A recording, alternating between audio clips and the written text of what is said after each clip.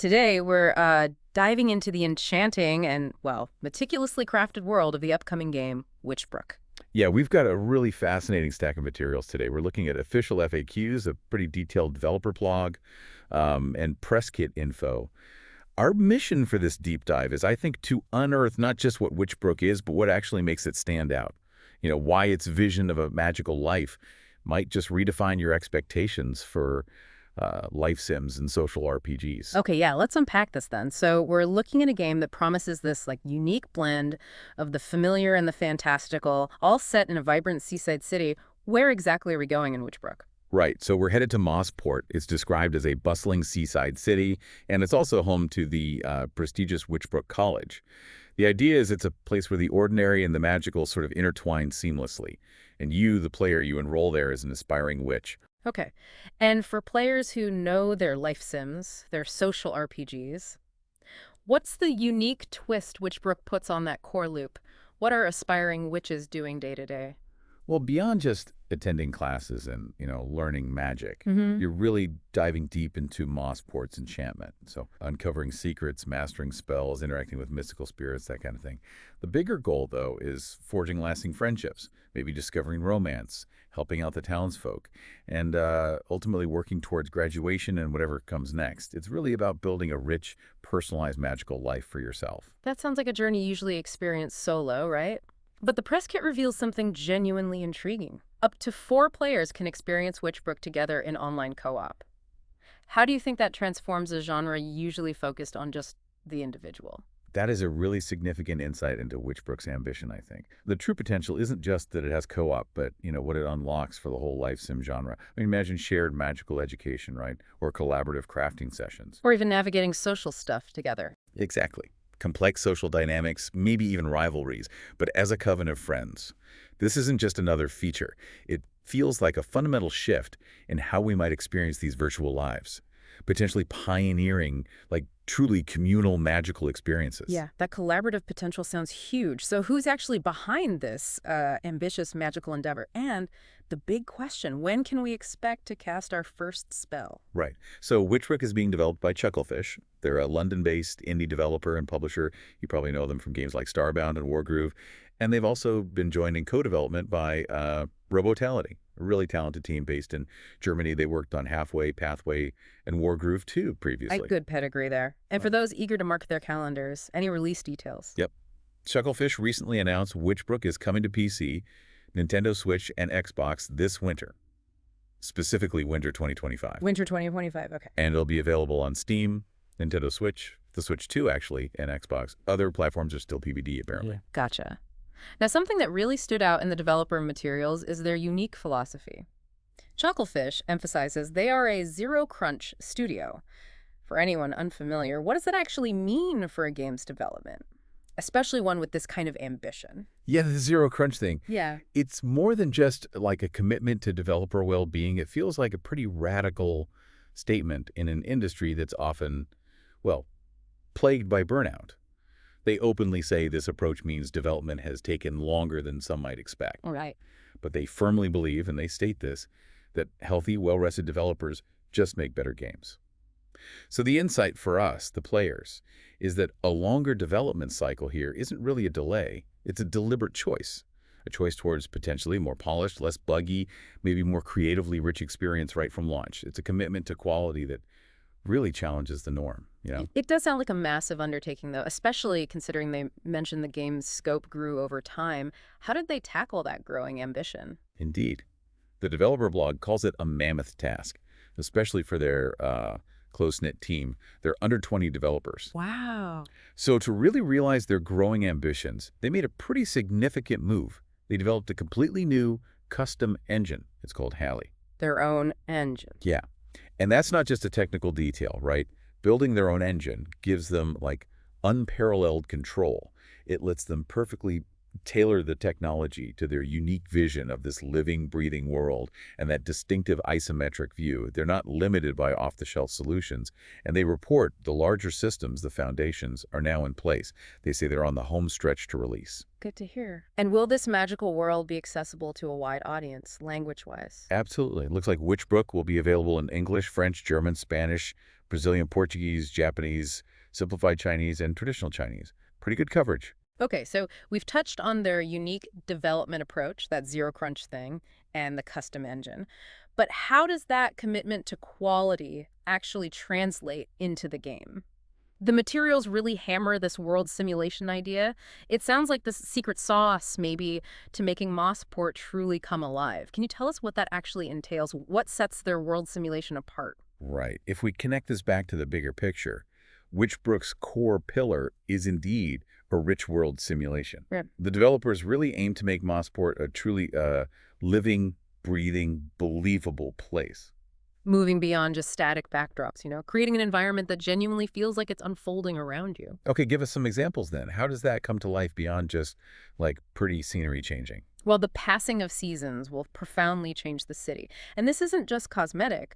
Different resources and jobs will actually become available depending on the season. People will dress differently, scarves in winter, umbrellas when it rains, their schedules might shift, and the town itself gets redecorated to reflect the seasons. Oh, interesting. Yeah. And these changes are gradual, organic, like flowers slowly filling the town as spring progresses, and that culminates in something like a tulip festival in, say, the third week of spring. It's all designed to make the world feel like it's continuously evolving, not just flipping a switch between seasons. So this dynamic world implies a real living environment. How does the day-night cycle fit into that? Is it just visual? No, there's a smooth day-night cycle, but the actual length of the day changes based on the season too. Oh, okay. So longer summer days for exploring, maybe longer winter nights for, I don't know, more cozy or introspective activities. Apparently, even the view through the Witchbrook Observatory telescope is affected by these systems, keeping everything consistent. That level of dynamism, seasons affecting resources, schedules, that implies a really robust living economy and social fabric. But a living, breathing place also needs living, breathing inhabitants, right? What about the people? They mentioned hundreds of characters in Mossport and Witchbrook College. What can you tell us about them? Exactly. So Mossport and the college are home to a diverse array of major characters. You've got your coven members, professors, shopkeepers, and naturally, dateable characters. They mention Hanasako, described as your peppy coven mate with a pink ponytail who works part-time at Calico. Right. But here's what I think really sets it apart. Beyond those key figures, there are literally hundreds of unique, diverse citizens. And the world is persistent. Every single one of these citizens has their own distinct look, name, and importantly, their own home. Wow. They're not just background dressing, they're part of the world's fabric, grouped into archetypes, students, tourists, affluent residents, stuff like that. You can meet them, help them out, or just follow them and see their daily routines unfold. And those routines change based on weather, the season, or if there's a special event happening. Yeah. There's even a variety of wildlife mentioned, from small critters to larger persistent animals, all adding to that feeling of a vibrant ecosystem. Okay, this level of detail sounds phenomenal. But simulating, as you said, hundreds of unique and diverse citizens, even when you're not interacting with them, that sounds like an immense technical hurdle. Are there any trade-offs? How do they achieve that persistence without, tanking performance? That's precisely the impressive part, and it really speaks to their commitment to this world simulation idea. All of this is fully simulated. Even when they're far away from you, the player, every one of those hundreds of people in Mossport, is still being tracked and updated. So they will arrive at the same place at the same time, whether you follow them or not. There's no magical behind-the-scenes teleporting or spawning. How do they manage that? Well, they explain the game uses two levels of simulation. There's a high-fidelity simulation right around the player for immediate interaction. But then there's a lower-fidelity simulation for the rest of the world. It tracks the important data, where people are, what they're doing, without wasting resources on animations you can't see. Ah, clever. Yeah, this two-tier system isn't just clever coding. It's what ensures Mossport genuinely feels alive, even when you're not looking.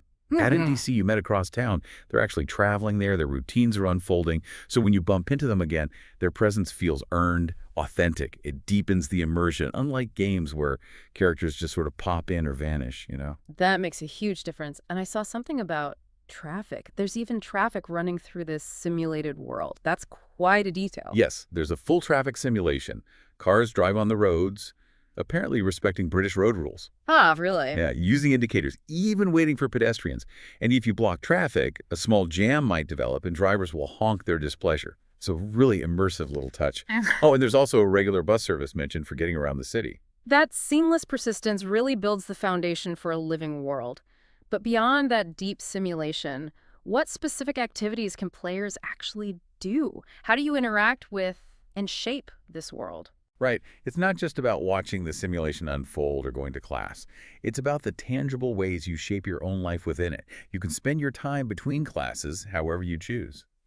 That could be foraging for unique spell ingredients out in the deep woodland, or maybe crafting things and then selling your creations at the Sunday market, taking part in those seasonal events we mentioned, which reflect the changing world. And personalization. Yeah, big time.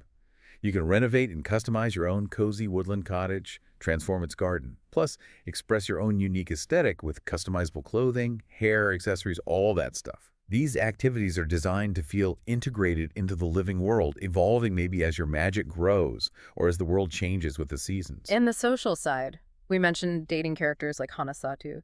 How deep does that system go beyond just, making friends and maybe finding romance? Making friends and finding romance amidst this colorful cast of dateable characters Yeah. is definitely a core feature. And they've said they'll be introducing more dateable characters as they get closer to release. The social system seems to aim for genuine relationships, where your interactions and choices actually influence your bonds. That could open up new dialogue, maybe quests, possibly even unique magical abilities or advantages depending on your coven or friendships. It sounds like it's about building a web of relationships that genuinely impacts your journey through the game. Okay, this all sounds incredibly promising. For our listeners who are now eager to follow Witchbrook's journey, maybe join the community, how can they stay updated? Yeah, there are a few ways. They have a community on the Chucklefish Discord server, which sounds pretty active. You can also follow them on the usual socials, Instagram, TikTok, Bluesky, and X. They also highly recommend signing up for the Witchbrook Oracle newspaper. That's for the latest news, and offers directly from them. Good tip. And of course, for anyone interested, wishlisting the game on Steam really does help the developers significantly. It shows interest and boosts visibility. Right, good point. Well, we've certainly gone deep today into Witchbrook. From its ambition as this rich life sim and social RPG to the incredible technical details of its world simulation and that really interesting zero crunch development philosophy. It definitely feels like Chucklefish and Rogotality are crafting something special here, prioritizing both the player experience and developer well-being. Absolutely. And what's really fascinating, I think, is how that commitment to a zero-crunch model, combined with a huge aspiration for a truly living, breathing world, shapes not just the game's development, but its very nature and potentially what it means to experience a virtual environment. It kind of raises an important question for you, the listener, doesn't it? In a world of increasingly complex games, how much does the invisible life of a game world, all those simulated details happening beyond your immediate view, how much does that truly enhance your experience? And maybe, what does it say about the future of immersive virtual environments? That is a truly thought-provoking question to ponder. Thanks for diving deep with us today.